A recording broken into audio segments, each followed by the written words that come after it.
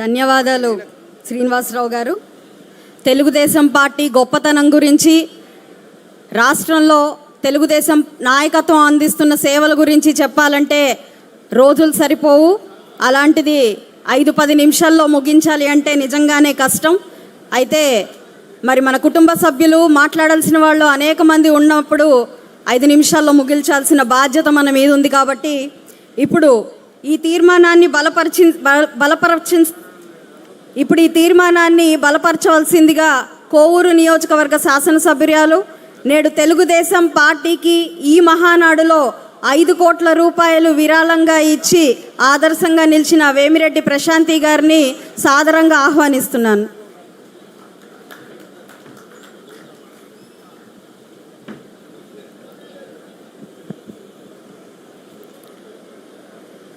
ఆంధ్రప్రదేశ్లో ఒక సరికొత్త చరిత్రను లిఖిస్తూ గత 5 ఏళ్ల అరాచక పాలనలో విధ్వంసకర శక్తుల చేతిలో నలిగిపోయిన రాష్ట్రాన్ని తన విజన్తో, తన అపర చాణక్య నీతితో మళ్ళీ ప్రగతి పదంలో నడిపిస్తున్న నాయకులు ముఖ్యమంత్రి శ్రీ నారా చంద్రబాబు నాయుడు గారికి నా పాదాభివందనములు తెలియజేసుకుంటున్నాను. అలాగే ఐటీ శాఖ మార్చులు, TDP working president Nara Lokesh Babu garu, అలాగే రాష్ట్ర అధ్యక్షులు పల్లా శ్రీనివాస్ గారికి, నా సహచర నేతలు, తెలుగుదేశం పార్టీ కుటుంబ సభ్యులు అందరికీ కూడా హృదయపూర్వక మహానాడు శుభాకాంక్షలు తెలియజేసుకుంటున్నాను. దేశంలోనే మహిళా అభ్యుదయం కోసం తొలిసారిగా సంస్కరణలు తెచ్చిన శ్రీ అన్న నందమూరి తారక రామారావు గారికి నా జోహార్లు.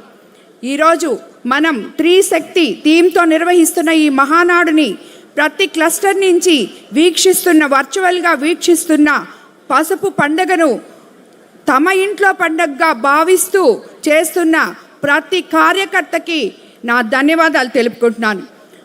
ఈరోజు ఉమ్మడి నెల్లూరు జిల్లాలో 10కి 10 సీట్లు సాధించి తెలుగుదేశం పార్టీకి బలమైన జిల్లా అన్న నిరూపించుకున్న జిల్లాలో జరగవలసిన మహానాడు ఈరోజు మనం ఇక్కడ మన ముఖ్యమంత్రి గారి ఆశయంతో, మన ప్రధానమంత్రి గారు ఇచ్చిన సందేశం మేరకు, ఆయన ఆశయం మేరకు ఈరోజు ఇక్కడ వర్చువల్గా జరుపుకుంటున్నాం.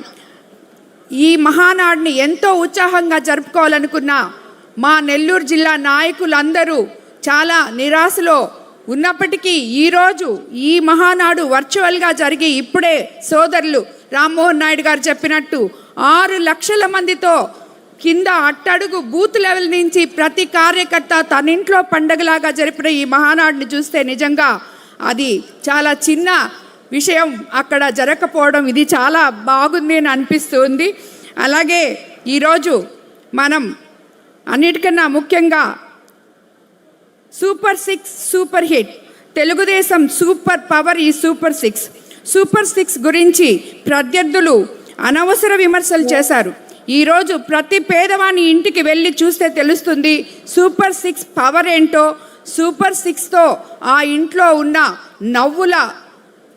చిరునవ్వుల విషయం ఏంటో మనం ప్రతి ఇంటికి వెళ్ళి ప్రతిరోజు ప్రతి నెల 1వ తేదీ మనం వెళ్ళి పెన్షన్ ఇచ్చే రోజు వాళ్ళ కళ్ళల్లో ఆనందాలు చూసినప్పుడు మనకి అర్థమవుతుంది ఈ సూపర్ 6 ఎలా మనకి అండగా నిలిచిందో. ప్రతి పేదవానికి, ప్రతి విద్యార్థికి తల్లికి వందనం ద్వారా 15,000 అందిస్తూ 1వ తరగతి నుండి 12వ తరగతి వరకు చదువుతున్న 67.27 లక్షల మంది విద్యార్థులకు లబ్ధి చేకూరుస్తూ 10,090 కోట్ల ఆర్థిక సాయాన్ని అందించింది. పేదంటి పిల్లల భవిష్యత్తుకు బంగారు బాట వేస్తుంది ఈ ప్రభుత్వం. గత ప్రభుత్వంలో 42 లక్షల మందికి ఇస్తే నేడు చంద్రన్న ప్రభుత్వం 67 లక్షల మందికి ఈ తల్లికి వందనం ద్వారా మనం అప్తాన హస్తం అందిస్తున్నాం. గత ప్రభుత్వంలో కుటుంబంలో 2 బిడ్డలకు అమ్మఒడి ఇస్తామని చెప్పి హామీ ఇచ్చి చివరికి ఒకే ఒక బిడ్డకి ఇవ్వడం జరిగింది. నేడు ఇంట్లో ఉన్న ప్రతి బిడ్డకి తల్లికి వందనం అందిస్తున్నాం. ఇటీవల మా కోవూరు నియోజకవర్గంలో రామచంద్రాపురం అని చెప్పి ఒక మారుమూల ఉన్న విలేజ్లో ఒక తల్లికి 4 బిడ్డలుంటే ఒక బిడ్డను చదివించుకొని ఒక ముగ్గురు బిడ్డల్ని పనికి పంపాలనే ఉద్దేశంతో ఆమె ఆలోచన చేస్తూ ఉండింది. ఈరోజు మనం తల్లికి వందనం ఎంతమంది పిల్లలుంటే అంతమంది పిల్లలకు ఇస్తున్న తరుణంలో ఆమె 4 బిడ్డలకి మనం ఇవ్వడం జరిగింది. 4 బిడ్డలు కూడా ఈరోజు చదువుకోవడం జరుగుతుంది. అదేవిధంగా స్త్రీ శక్తి ద్వారా ఆమె మనకి ఇప్పుడు ఆర్టీసీ బస్సుల్లో మనం ఎలాగా ఫ్రీగా వాళ్ళందరినీ పంపిస్తున్నామో ఆ తల్లే ఒక బిడ్డ ఇంటర్మీడియట్ చదువుతుంటే ఫ్రీగా వెళ్ళి అక్కడికి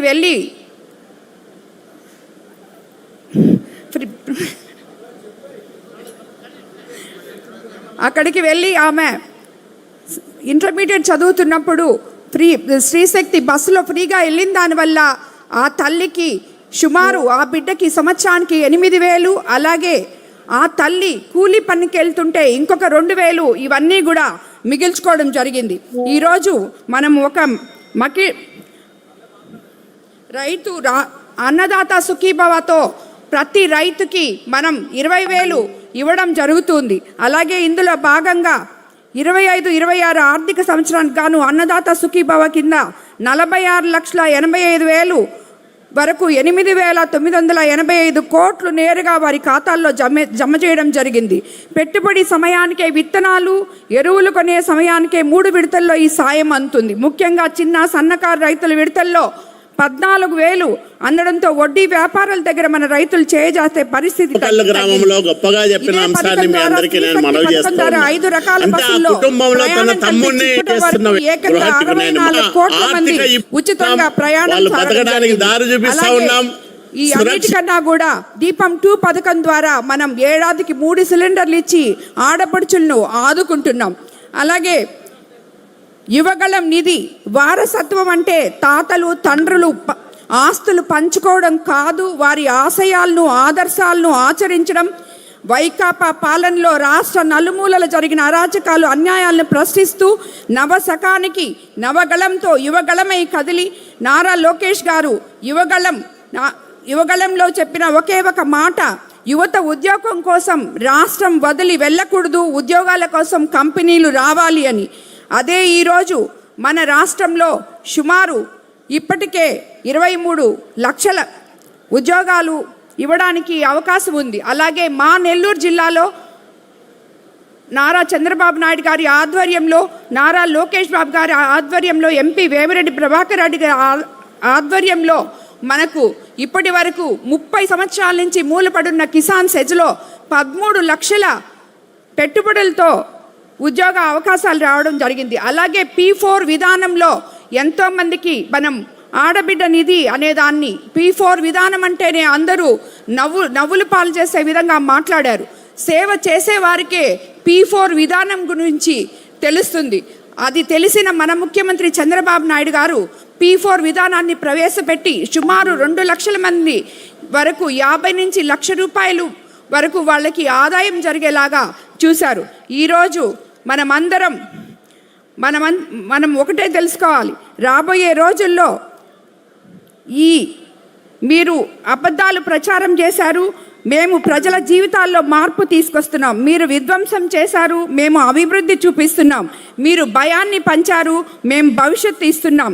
రాబోయే రోజుల్లో ప్రతి ఇంటికి అభివృద్ధి, ప్రతి యువకుడికి అవకాశం, ప్రతి మహిళకు గౌరవం, ప్రతి రైతుకు భరోసా ఇవ్వబోతున్నాం.